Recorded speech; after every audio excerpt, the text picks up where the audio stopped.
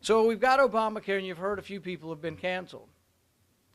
Nancy Pelosi said we could learn about this bill when we got it. We could read it. I'm still learning about it. It's 20,000 pages of regulations. The bill was 2,000 pages, and I didn't realize this until this week. The whole idea of you losing or getting your insurance canceled wasn't in the original Obamacare.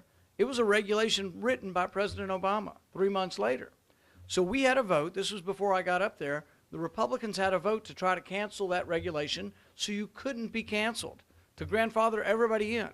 You know what the vote was? Straight party line. Every Democrat voted to keep the rule that cancels your insurance.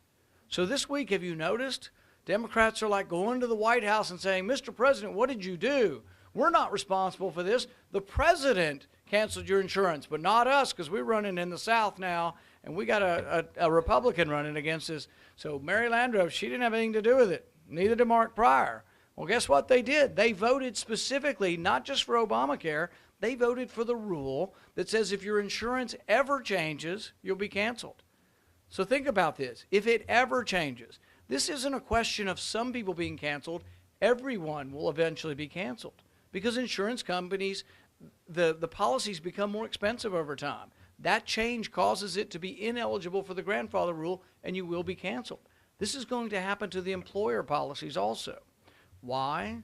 Because you're too stupid to take care of yourselves. The president thinks that you're not smart enough to make any decisions. And really, this is not about health care. It's about freedom of choice.